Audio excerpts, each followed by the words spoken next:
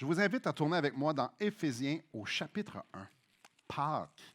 Il y a tellement de choses qu'on peut dire à Pâques, il y a tellement de prédications, de sujets qu'on peut faire à Pâques. Mais ça tourne toujours autour d'une chose, la résurrection, parce qu'on fête, on célèbre la résurrection de Jésus. Mais avant de plonger dans notre texte, et avant de parler de Pâques, j'aimerais qu'on puisse se dire les vraies patentes. Avec un certain temps dans la vie chrétienne, c'est facile de se mettre sur le pilote automatique.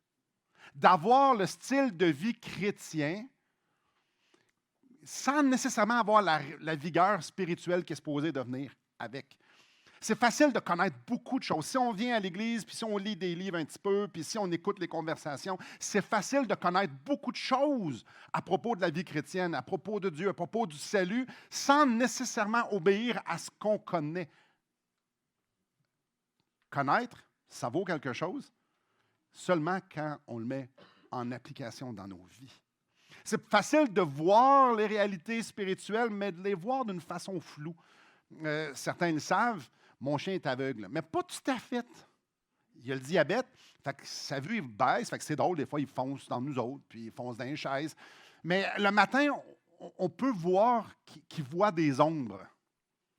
C'est facile de voir comme mon chien. Parfois, on est complètement aveugle et parfois, on voit juste des ombres. L'Église d'Éphèse était là, dans cette situation-là. Ils savaient qu'ils étaient unis à Christ. Ils savaient qu'ils étaient bénis de toute bénédiction spirituelle. Imaginez, Paul a été là et ils enseigné jour et nuit pendant 3 ans. Ils en savaient-tu des affaires, vous pensez? Clairement. Ils savaient-tu comment ça se vivait? Clairement, ils ont vu Paul vivre pendant 3 ans, et à part de tous les collègues de Paul, clairement, ils ont été bénis d'avoir cet homme-là et cette équipe-là qu'ils ont entretenu. L'Église d'Éphèse connaissait cette fameuse promesse de la vie éternelle, cette fameuse promesse d'être unis à Christ et de pouvoir être bénis, de pouvoir vivre par les vertus de Christ une vie extraordinaire. Mais eux, malgré qu'ils savaient ça, vivaient une vie très religieuse. Ils étaient très, très, très religieux.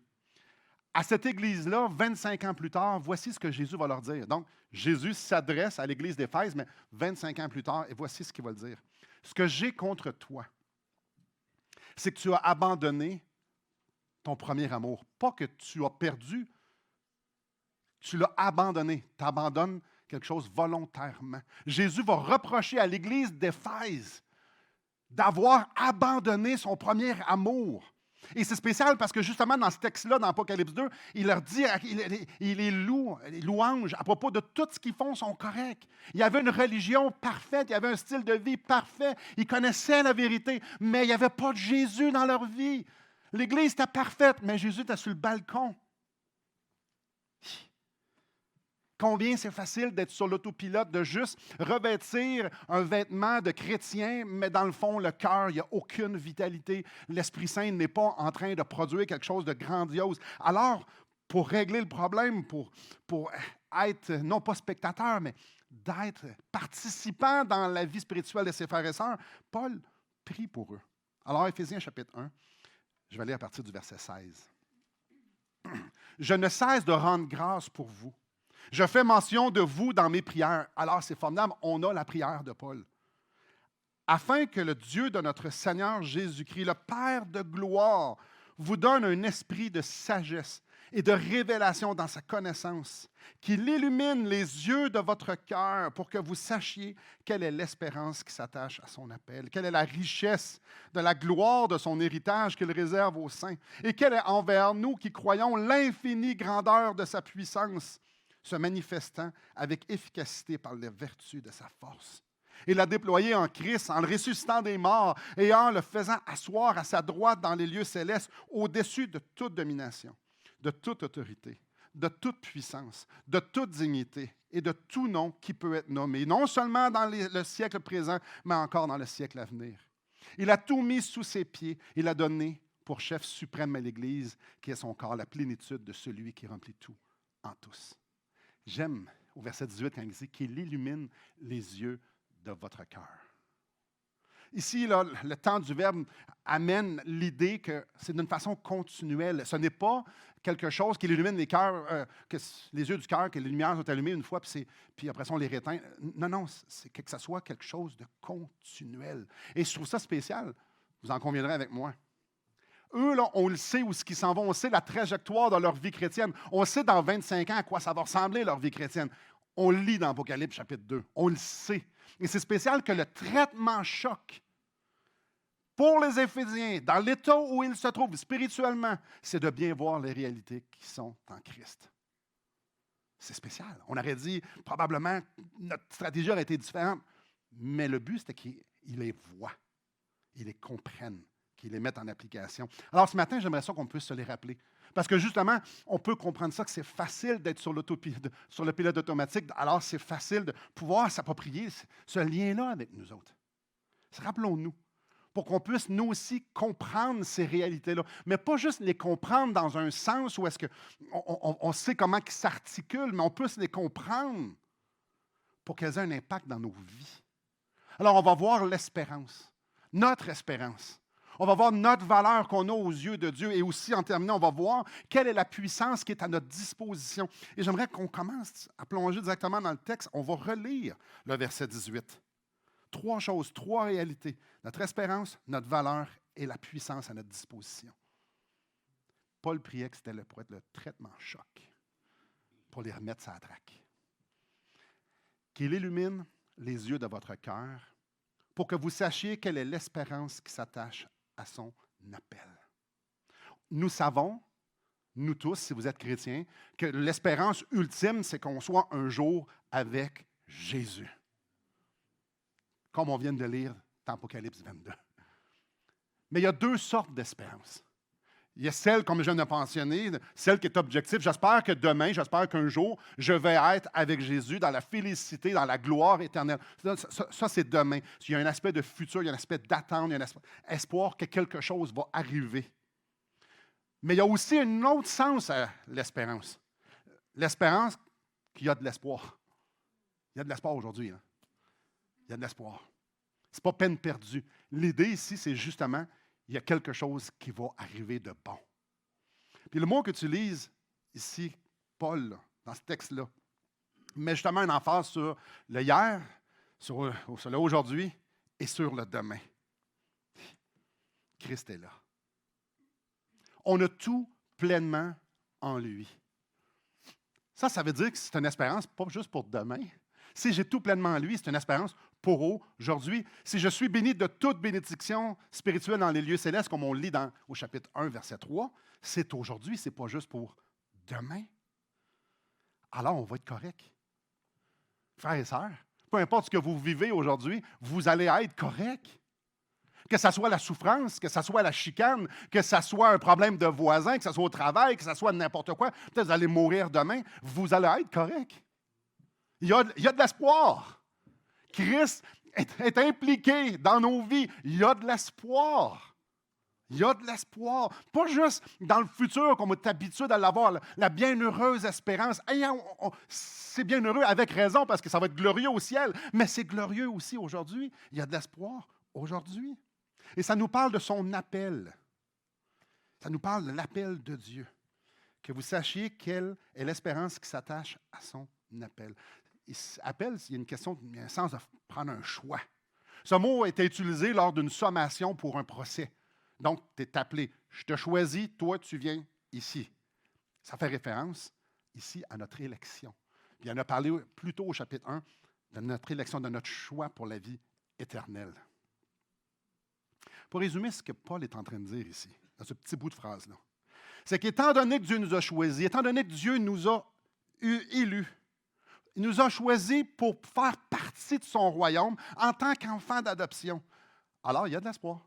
Il y a de l'espoir. Tout simplement, il y a de l'espoir. Puis, si un matin, vous n'avez pas d'espoir, bien, vous le lirez, là, c'est là, là. Il y en a d'espoir. Il y a de l'espérance. C'est excitant, hein? C'est sûr que ceux qui souffrent, ils font comme, ouais, c'est full excitant, ton affaire. Mais non, attendez, hein?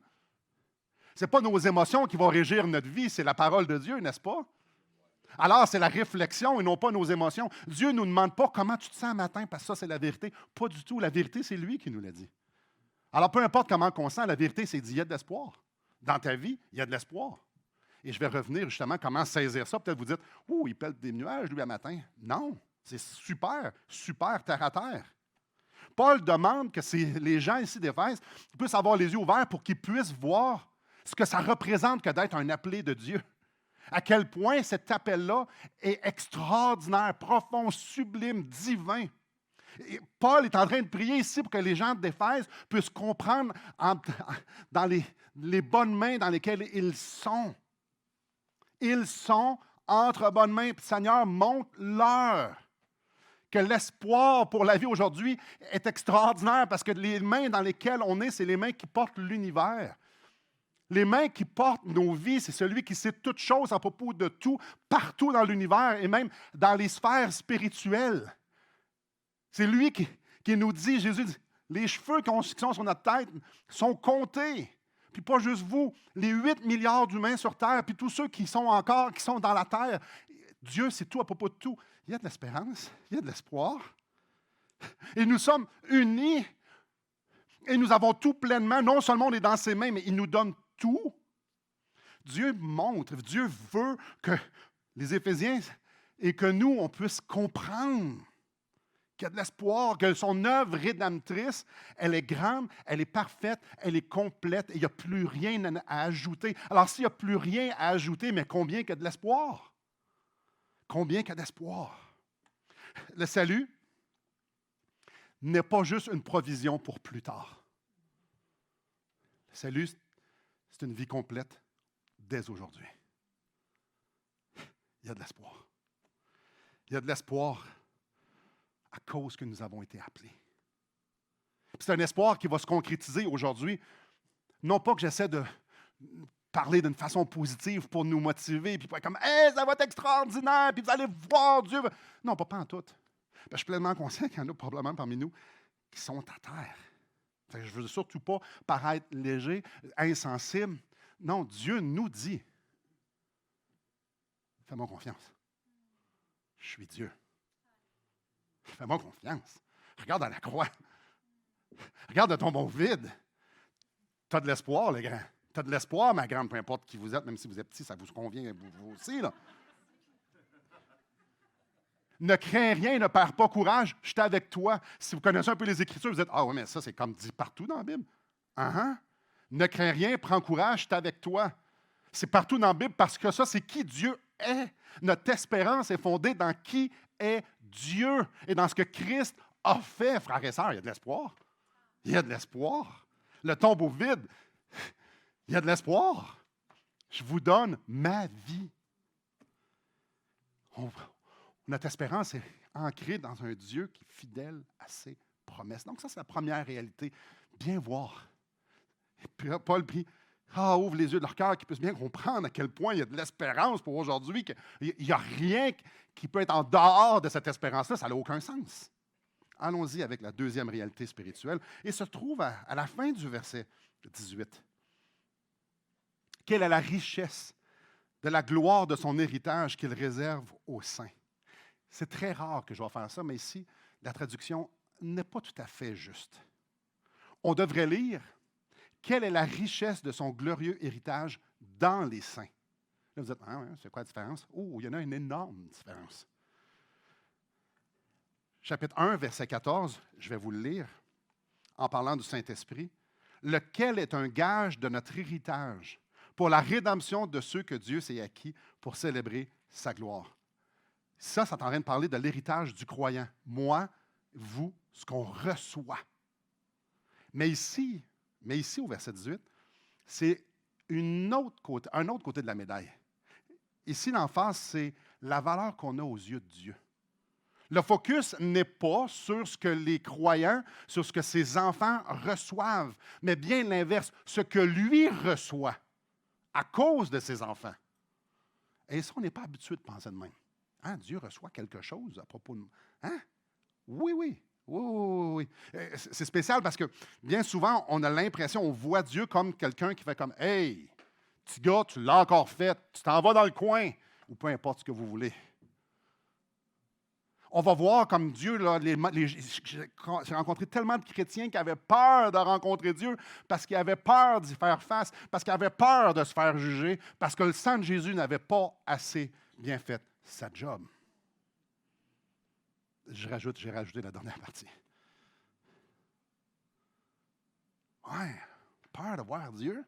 Comment on voit Dieu? C'est rare qu'on pense dans ce sens-là parce qu'on est tellement centré sur nous que quand Dieu nous dit « Voici comment je me sens à propos de toi », on ne le voit pas. On aime mieux entendre nos émotions nous dire « Check comment t'es poche » que d'entendre Dieu me dire « Regarde comment je t'aime ». Alors, c'est très commun dans la Bible de voir comment Dieu se sent par rapport à nous, comment lui nous voit. Et j'aimerais vous partager. Et là, j'aurais pu citer full passage, je vais juste en citer 3.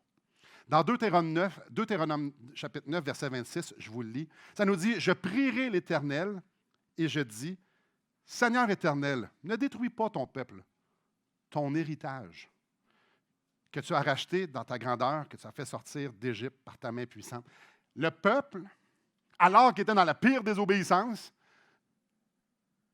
il est appelé son héritage. L'héritage de Dieu. Le peuple est l'héritage de Dieu. C'est racheté, c'est précieux. Le trésor de Dieu, c'est nous. Hein? Probablement qu'il n'y a pas grand monde qui se sent comme des trésors un matin. Là. Psaume 33, verset 12. « Heureuse la nation dont l'Éternel est le Dieu. Heureux le peuple qu'il choisit pour son héritage. Je te choisis toi pour que tu sois mon précieux. » Hein?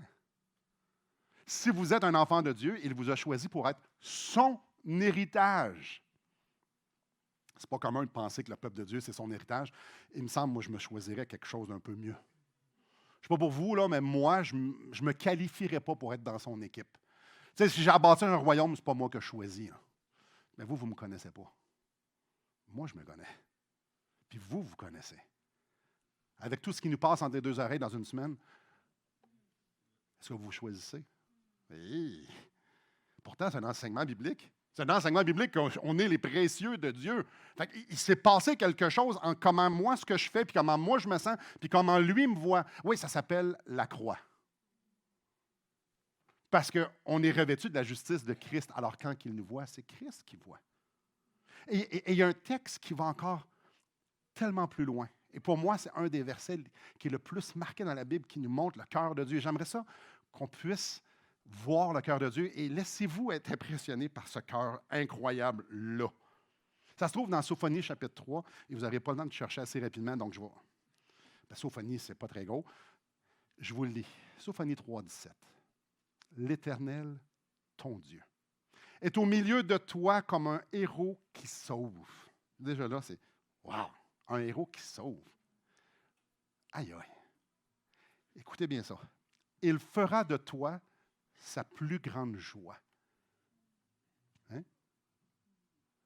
Il fait de moi sa plus grande joie. Quand tu me vois, c'est ta plus grande joie. Ah, tu vois ces mêmes affaires que moi? C'est écrit. C'est écrit. Il gardera le silence dans son amour. OK. Voici la partie encore plus capotée. Là. Il aura pour toi des transports d'allégresse. Hein? Attends un peu, là. Il fera de toi sa plus grande joie. Il aura pour toi des transports d'allégresse. Là, tu dis, c'est quoi ça? Avoir pour moi des transports d'allégresse. C'est comme un train, un convoi routier. Puis c'est quoi un transport d'allégresse? Ben, je suis allé voir d'autres versions. Et puis, voici comment Louis II, 21, et là, Louis II, 21, ce n'est pas son nom, c'est Roi Louis II, version 21, je veux juste pour ceux qui le savent pas. Là.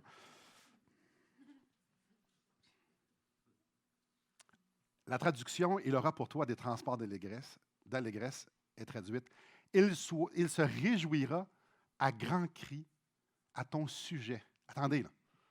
Mettez-vous devant Dieu, là, allons proche de Dieu, là. L'entendez-vous, là, se réjouir à grands cris à votre sujet? Là, c'est ouais, mais il beurre épais. Non, Dieu ne beurre pas épais. Dieu dit juste la vérité. Ah, ouais. Darby, encore dans la traduction de Transport d'allégresse, il s'égayera en toi avec chant de triomphe. Attends un peu, là. Nous, on a un chant de triomphe quand on regarde, on est dans l'armée. Non, non, c'est pas ça du tout. Là. Dieu s'égaye lorsqu'il nous voit, lorsqu'il est avec nous, avec un chant de triomphe. Je ne sais pas pour vous, mais c'est bizarre. Hein? C'est partout dans la Bible. Comment Dieu nous voit. Comment Dieu, c'est quoi sa disposition envers nous. Et Paul prie que les Éphésiens puissent comprendre. Comprendre la valeur, qu'ils puissent entendre Dieu leur dire « Je crie des grands cris de joie à ton sujet. » Il voulait que les Éphésiens puissent l'entendre. Qu'en Christ, ils sont parfaitement acceptés. Parfaitement acceptés, parfaitement aimés. Et là, le mot qu'il faut se souvenir, l'expression qu'il faut se souvenir, c'est le « en Christ ». Ce n'est pas parce qu'on est bon, ce n'est pas parce qu'on est beau qu'on en fait assez. En Christ, nous sommes parfaitement acceptés, parfaitement aimés, parfaitement bénis, parfaitement justes, parfaitement pardonnés. En voulez-vous, je pourrais y aller longtemps. Parfaitement.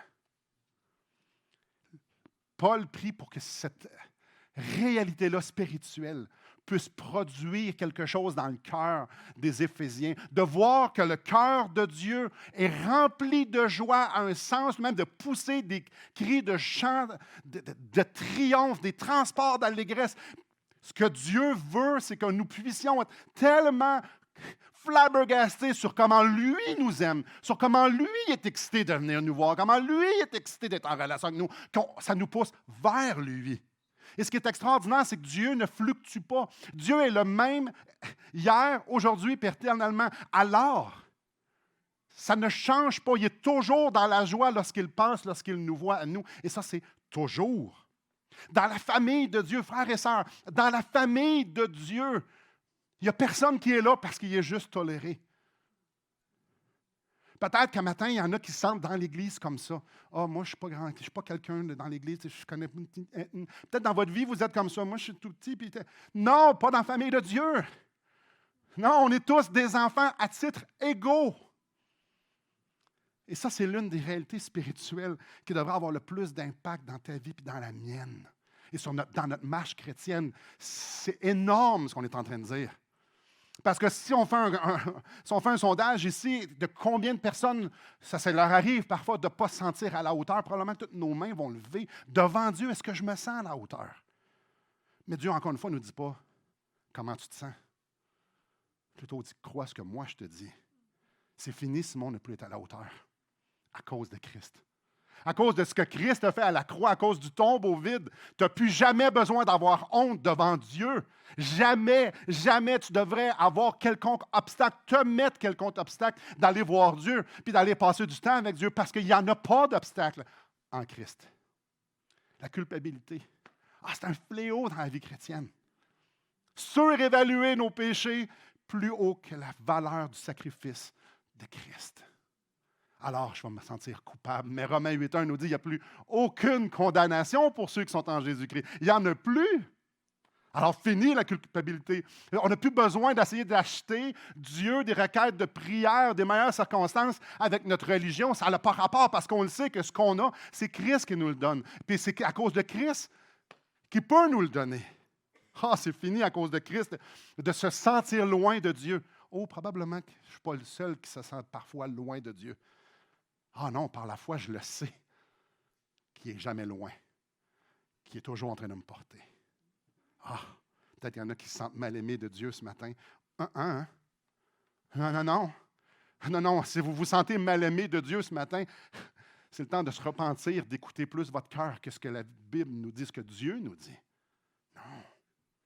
Non, peu importe qui tu es, peu importe ce que tu as fait, Dieu a des transports d'allégresse. Des transports d'allégresse. Il se réjouit à grands cris à ton sujet. Il s'égaie en toi avec chant de triomphe. il fait de toi sa plus grande joie. Oh, frères et sœurs, c'est racheter son précieux. Un point, c'est tout. Ça, c'est la valeur qu'on a. Donc, on a vu l'espérance, on a vu la valeur, deux réalités spirituelles qui sont incroyables et qui ont un impact direct sur ma vie. Ah, je fais une parenthèse ici. Il y a des gens qui passent leur vie à combattre un ou des péchés. Qui passent leur vie. Qui passent leur vie. Je rencontre plein de gens qui n'ont pas la victoire sur le péché, mais pourtant, ils se combattent. Aïe, aïe, aïe, aïe, aïe. Est-ce que tu combats pour avoir Christ ou tu combats ton péché? Parce qu'il y a un ordre de priorité ici.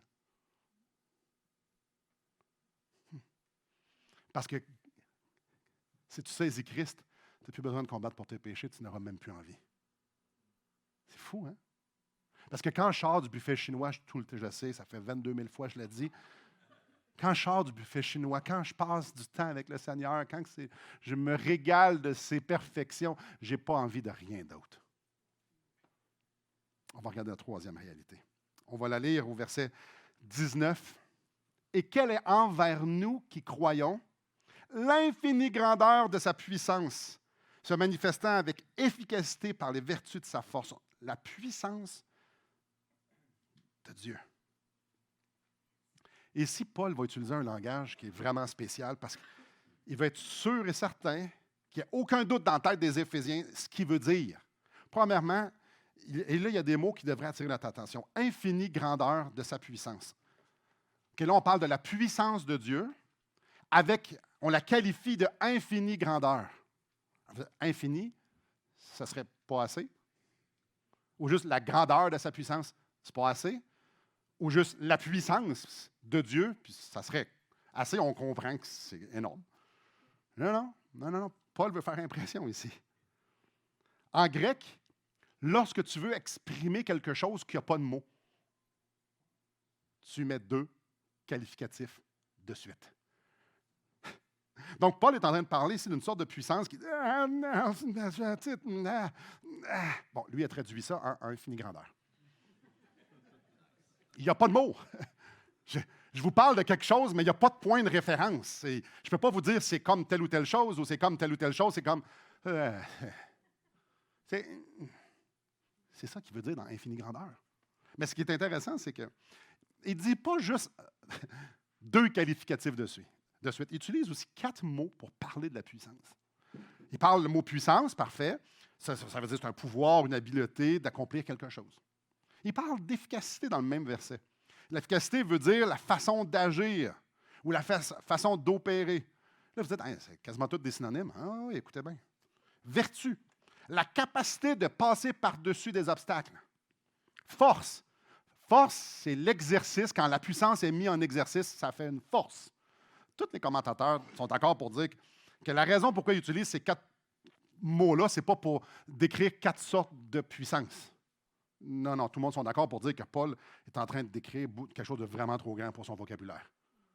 Il essaie de vous expliquer quelque chose, puis je vais m'y prendre de plein de façons, mais je sais que je ne serai pas capable. Fait que je vais mettre des mots pour être sûr que vous compreniez que c'est impossible à comprendre. Fait que là, il y a 2 qualificatifs de suite. Il y a 4 mots qui veulent dire exactement la même chose. Puis en plus, là, pour être sûr que vous compreniez, je vais vous donner 3 exemples. OK, on s'entend, là, hyper épais.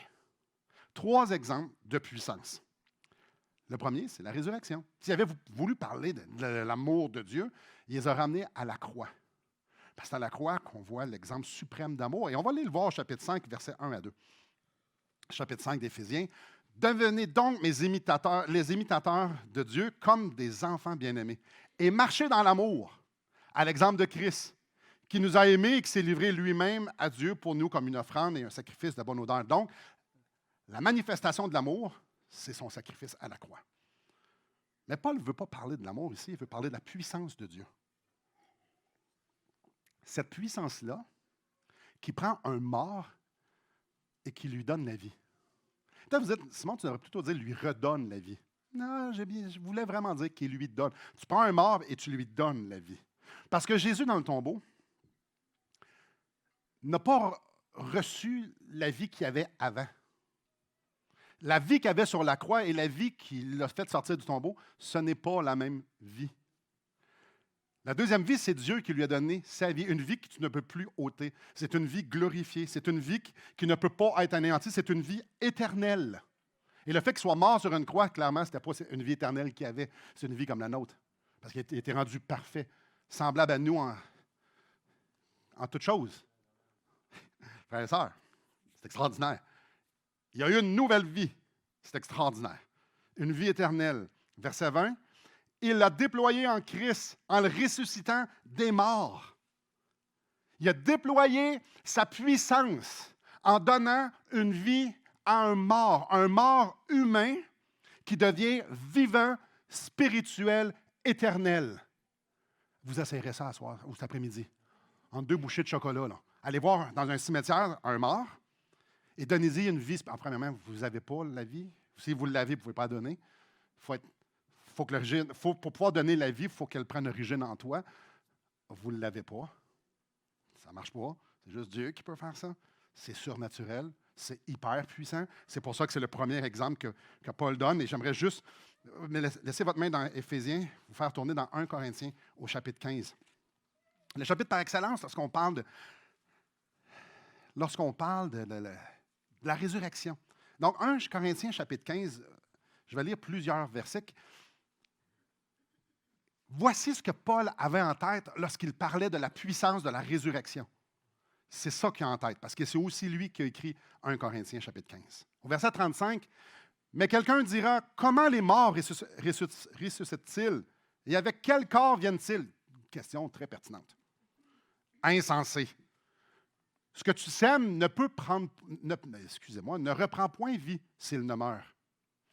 Et ce que tu sèmes, ce n'est pas le corps qui naîtra, c'est un simple grain, de blé peut-être, ou d'une autre semence. Puis Dieu lui donne un corps comme il lui plaît.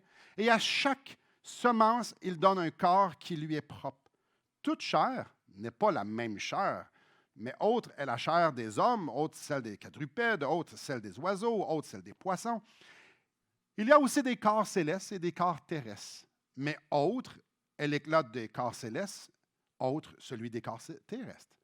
Autre est l'éclat du soleil, autre l'éclat de la lune, et autre l'éclat des étoiles. Même une étoile diffère en éclat d'une autre étoile. Ainsi en est-il de la résurrection des morts.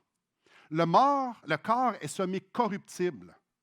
Donc, mon corps, quand je vais mourir, va être mangé par les vers. Je vais devenir de la poussière. Le corps est semi-corruptible, il ressuscite incorruptible. Il est semi-méprisable ou faible, il ressuscite glorieux. Il est semé infirme, parce que oui, on a full limitation. Il ressuscite plein de force. Il est semé naturel, parce que je suis né de ma mère. Il ressuscite corps spirituel, parce que j'ai été sauvé par Christ.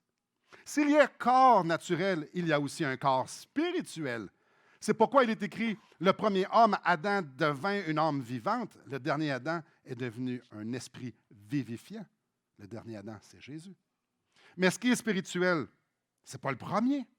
Donc, le premier Adam, ma nature, ce qu'on voit aujourd'hui, notre corps, c'est ce qui est naturel. Ce qui est spirituel vient ensuite. Le premier homme tiré de la terre est terrestre. Le second homme est du ciel.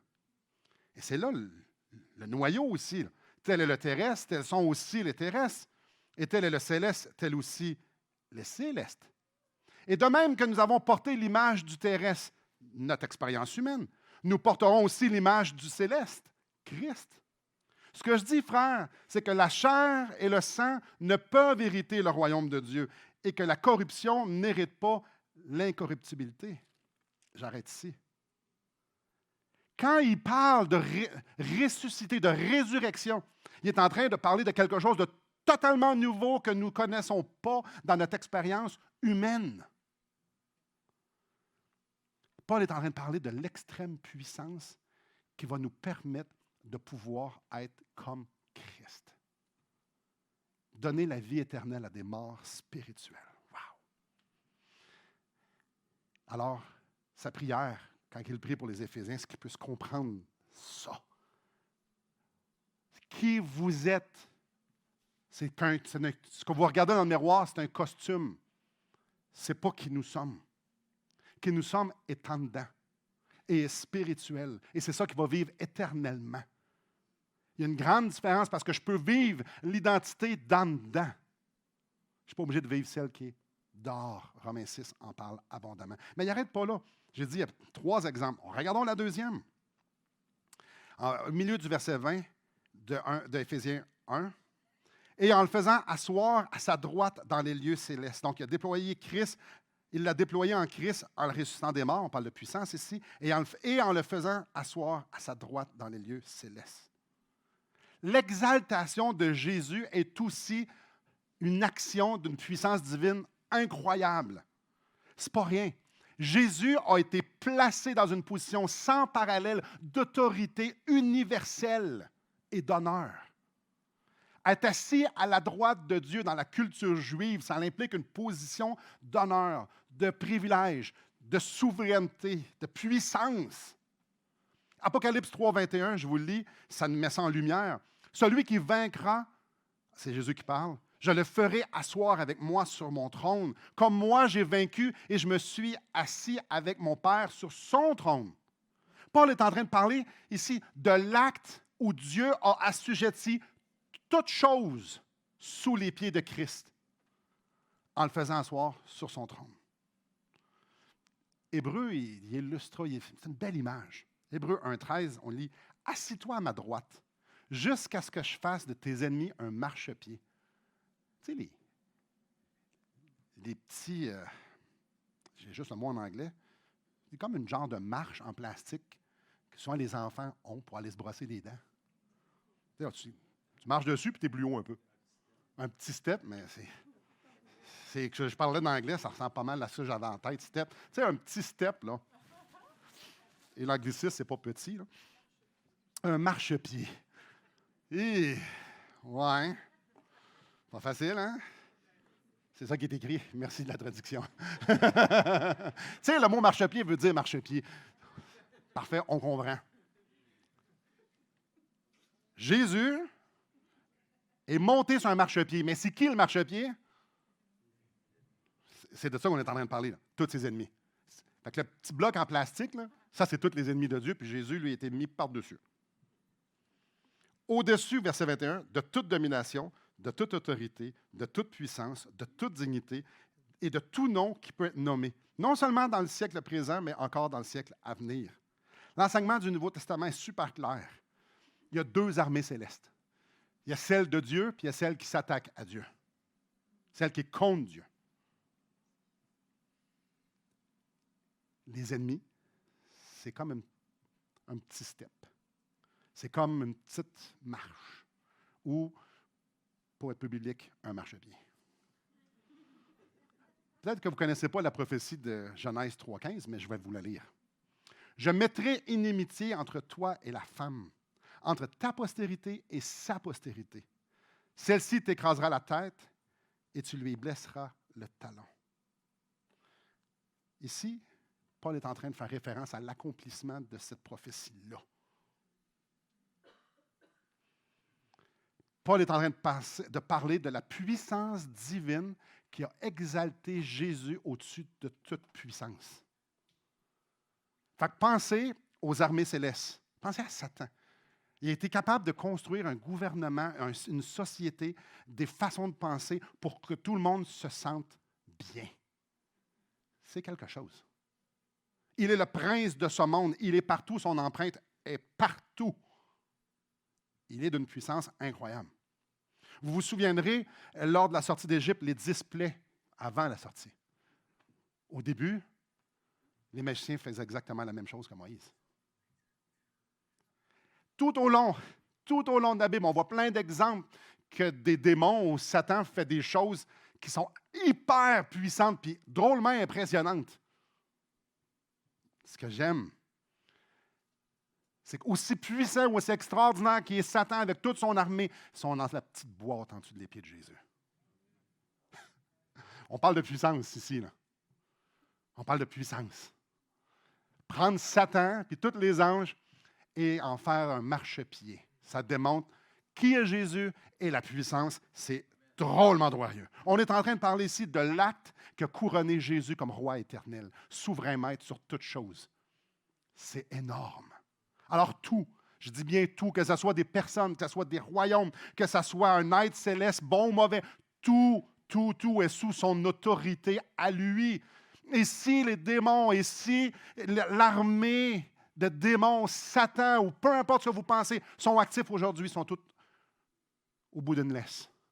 Et on sait qui tient la laisse. Aujourd'hui et pour toujours, Jésus domine et est souverain sur toutes choses. Parce qu'il a été mis dans cette position d'autorité-là. Deuxième, ça c'est la deuxième exemple de puissance. La troisième. Paul nous amène sur la seigneurie de Christ, sur son Église, au verset 21.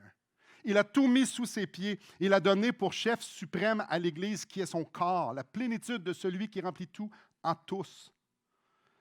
Une bonne illustration de la force de Dieu, c'est ce qui est en train de se passer dans l'Église de Christ partout sur la terre. Et venez avec moi au chapitre 4 d'Éphésiens, toujours, au verset 16. Et vous, peut-être, vous n'avez jamais pensé à ça, mais sa puissance est drôlement observable dans l'Église de Christ.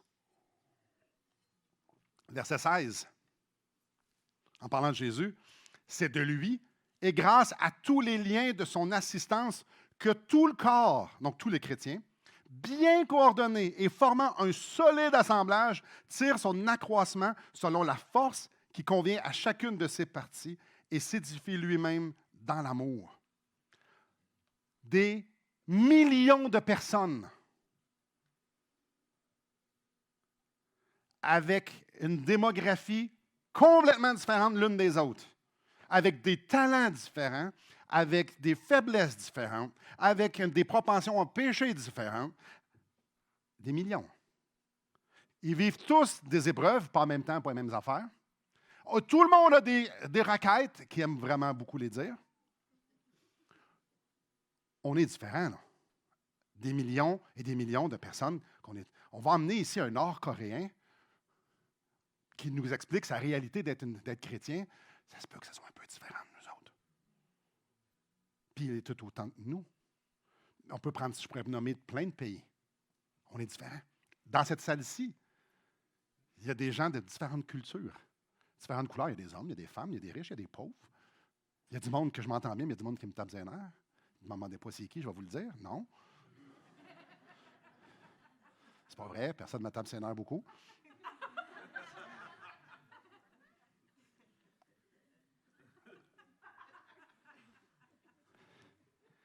Christ remplit tout en tous.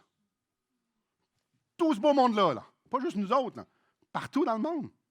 Christ est Seigneur sur tout. Imaginez juste un instant, là, c'est vous qui êtes en charge, là, dirigez tout le monde. Premièrement, il faut que tu les connaisses à la perfection. Là. Déjà, c'est long un peu après. En tout cas, lui, il connaît tout le monde.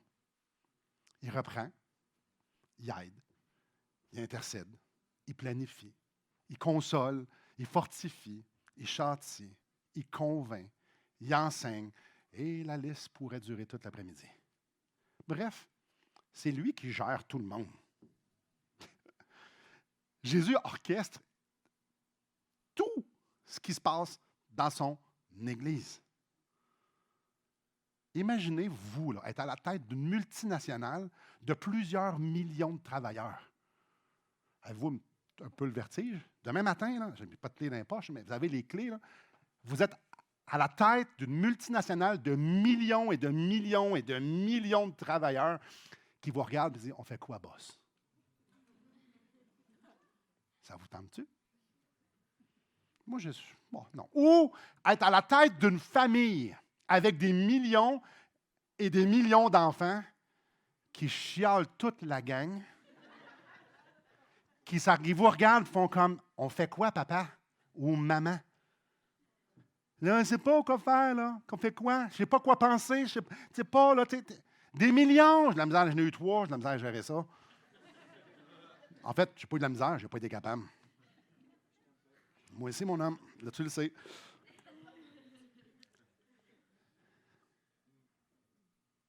Ça nous parle, on a vu dans Éphésiens, tantôt, dans Éphésiens 4. Ça, c'est ça que j'ai de l'air quand j'essaie de gérer tout ça, moi. C'est les cris, ça, là. Puis ceux qui entendent sur Internet, il y avait un enfant qui criait légèrement beaucoup. Imaginez bâtir un royaume organisé et efficace avec nous autres.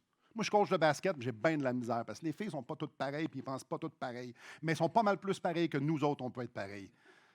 Puis on peut penser tous les chrétiens de partout sur la terre. Imaginez bâtir un royaume efficace avec une gang du monde comme nous autres. Aïe, aïe, aïe, aïe, aïe. Imaginez la puissance que ça prend pour pouvoir avoir un royaume qui dure depuis 2000 ans, qui a eu des attaques incroyables, que ce soit dans les journaux, que ce soit des rois, des empereurs qui ont essayé d'annihiler, donc tuer tous les chrétiens. Des attaques contre la chrétienté, ça fait 2000 ans, la preuve, ils ont crucifié notre maître. Et Dieu dit, je bâtirai mon Église. Faites-moi confiance. Aïe, aïe. C'est ce genre de puissance-là. D'être capable de garder un royaume et de le faire avancer d'une façon efficace. Chaque personne a son rôle à jouer. Toi, tu vas mourir pour ma gloire. Toi, tu vas faire des choses extraordinaires. Il y a des milliers de personnes qui vont se convertir pour toi. Toi, tu vas apprendre, tu ne sais pas lire, mais tu vas apprendre la Bible par cœur parce que tu vas commencer à l'enseigner partout dans ton village. Ou toi, tu vas mourir à 26 ans. Puis tu vas avoir un ministère tellement peu productif, mais après toi, tu vas avoir je vais avoir fait porter des graines, qu'il va y avoir des milliers de personnes qui vont se convertir, mais toi, tu ne le verras jamais. On a tous une part à jouer, à la mesure que notre maître nous la donne. Mais lui, il est orchestre. Lui, il orchestre tout ça. Aïe, aïe! Aïe, aïe! Je ramène au verset 19. En parlant de la puissance, là, je suis en train de parler de la puissance qui vient de donner 2 qualificatifs, 4 mots qui se ressemblent, 3 exemples qui te fait comme extraordinaire. Mais c'est OK, on en arrête-tu de pelleter des nuages? Et quel est envers nous qui croyons? Ouais. Cette puissance-là est à notre disposition. Dieu ne nous demande pas de produire les fruits, frères et sœurs. Dieu nous demande de les porter. Ceux qui prennent des notes, vous pouvez aller voir Jean 15, verset 5. C'est lui qui nous donne la puissance pour accomplir ce qu'il nous demande. Essayez pas de produire la vie chrétienne. Naturellement, on est mort. C'est sa vie, c'est sa puissance qui nous permet de vivre la vie chrétienne. Ce n'est pas par mes forces, ce n'est pas par ma religion, ce n'est pas par ma connaissance, ce n'est pas par mon expérience. C'est l'Esprit de Dieu qui me communique, qui manifeste en moi la vie de Christ aujourd'hui, qui me permet aujourd'hui de vivre à la gloire de Christ aujourd'hui. J'ai étudié ça aujourd'hui? Essayez pas, tout est là, mais pas en vous, pas en moi. Alors, si on vit dans la défaite, c'est parce qu'on manque de foi. Ça, c'est comme quand mes enfants vont arriver tantôt à la maison et ils vont dire « Oh non, il n'y a rien à manger. Je vais pelleter un peu, puis je vais aller me faire un jardin parce que c'est. Puis là, je vais me faire essayer de me. Oh, la pelle, c'est dur. Puis le jardin, ils veulent dîner, hein? Fais pousser vite tes légumes. Fais chauffer la terre parce que cet après-midi, c'est impossible. Faites-vous un jardin cet après-midi. Si vous habitez à Québec, ailleurs au Québec, il n'y a pas de problème, mais ici, pas tant. Non! Essayez pas! Puis, moi, ma femme, on va arriver, on dit, pourquoi, qu'est-ce que vous faites là? Le frigo est bien plein. Le garde-manger est bien plein. Puis, si vous fouillez à terre, il y a même des graines un peu partout à terre. Il y a du stock, là. Il y en a du stock. Il y en a partout, du stock. Partout. Vous allez dans vos chambres, il y a peut-être même des restants dans des bols et dans des verres. Allez-y. Bon appétit, tout le monde. Il y en a de la bouffe. Arrête d'aller travailler dans une affaire que tu n'es pas capable de faire.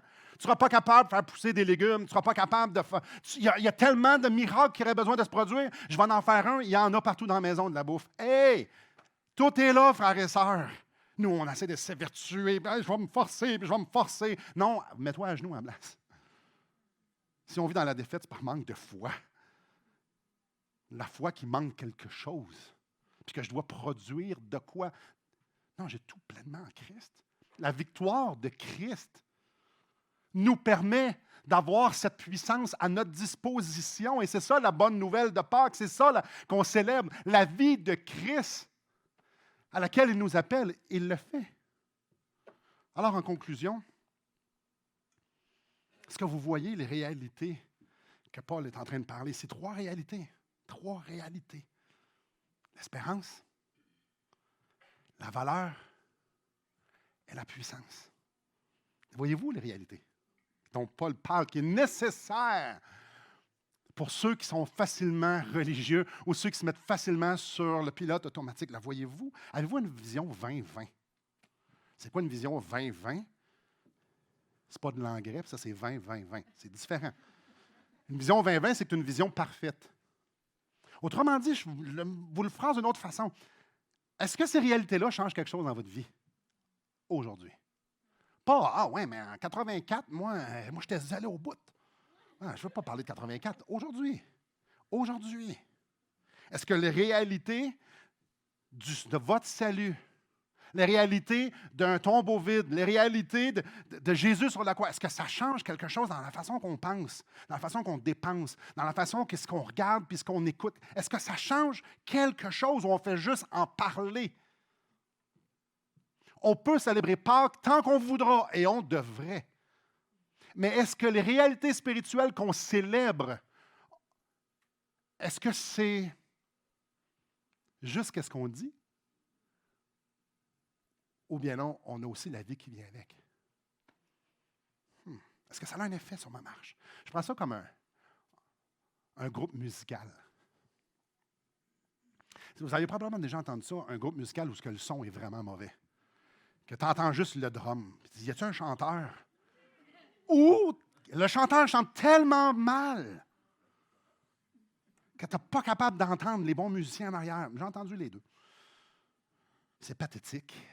Mais souvent, c'est comme ça qu'on est, nous autres. Hein? On dit des choses merveilleuses avec la bouche, puis les gens nous regardent vivre, ils font « Arc, qu'est-ce que c'est ça? » Oh! Est-ce que les réalités qu'on croit, qu'on célèbre, ont un impact? Est-ce que je sens la vie de Christ être manifestée en moi? Est-ce que les gens de votre entourage font comme « Ça sent Christ? » Quand tu parles, ça sent Jésus. Quand tu regardes, ça sent Jésus. Quand tu penses, ça sent Jésus. Est-ce que le monde sent Jésus? Parce que si le monde ne sent pas Jésus, si personne ne nous le dit, c'est peut-être parce que ça ne sent pas. Puis c'est peut-être parce que je suis religieux. Les gens ici à qui Paul s'adresse étaient sur le chemin de vivre une vie chrétienne sans Christ. D'être vivant, mais sans vie. Paul prie pour que leur vie soit motivée par qui est Dieu, puis par ce qu'il leur promet. Paul prie pour que ces gens-là puissent avoir le cœur tellement touché qu'ils soient motivés par les nouvelles réalités qui les concernent, leur identité, leur valeur et tout ça. C'est ça qui motive. Paul prie pour que les gens d'Éphèse puissent voir ce qui est à leur disposition, pour qu'ils puissent faire un choix éclairé de marcher pour Christ, par Christ. Frères et sœurs, c'est là que ça se passe. Oh, Pâques, on peut chanter des chants de Pâques à volonté. Quand ça compte, c'est quand on sort d'ici. Quand ça compte, c'est quand je pense aux gens que j'aime moins. Comment je gère mon portefeuille, comment je gère mon temps, comment je gère ma vie. Paul est en train de prier ici pour que le ciel et mon expérience humaine soient connectés ensemble. Ne célébrons pas juste des faits. Laissons les vérités spirituelles, les réalités spirituelles nous transformer parce qu'on court vers Christ. Courons par la foi.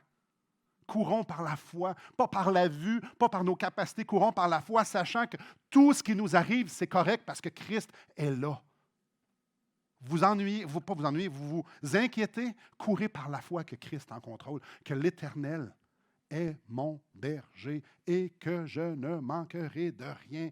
Il m'amène toujours dans des verts pâturages, toujours près des eaux paisibles, même dans la mort, même dans la souffrance, même dans la chicane, même dans tout. C'est toujours lui qui me dirige, puis je ne vais jamais rien manquer. Marchons, courons par la foi que tout va être correct. Vous venez d'avoir un diagnostic que vous allez souffrir le restant de votre vie. Vous venez d'avoir un diagnostic que vous allez mourir dans 2 mois. Ouais, puis Célébrez les réalités spirituelles qui vous concernent. Christ est dans la barque et il dort. C'est comme ça que ça l'inquiète, une tempête. Et quand il se réveille, il dit « Calme-toi, c'est fini ». Alors peut-être que vous, ça va être « Calme-toi, rentre dans la joie de ton maître ».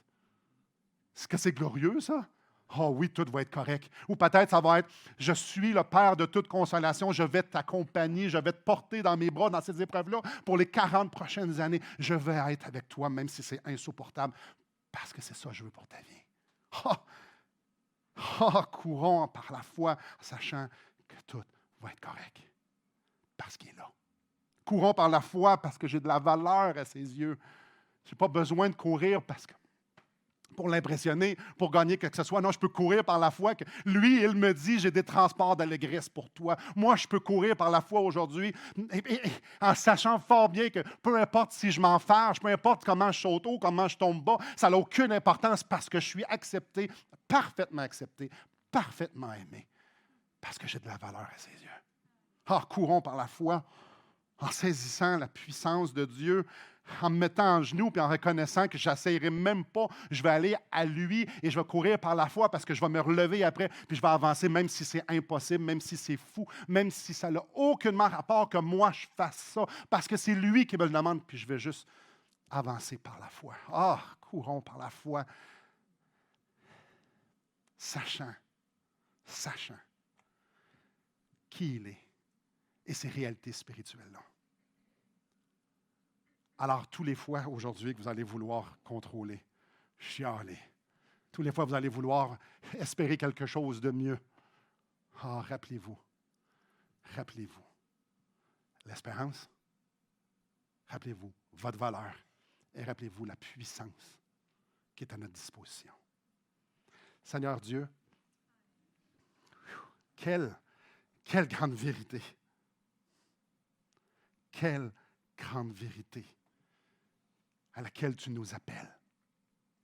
Et Seigneur, je le confesse devant mes frères et mes sœurs, ce n'est pas tout le temps facile. Ce n'est pas tout le temps ma volonté que de vouloir regarder à toi. J'aime entendre mes problèmes. J'aime entendre mes émotions. J'aime entendre que je suis victime. J'aime entendre plein de choses qui me font centrer sur moi. J'aime entendre que je ne suis pas à la hauteur et que je suis coupable.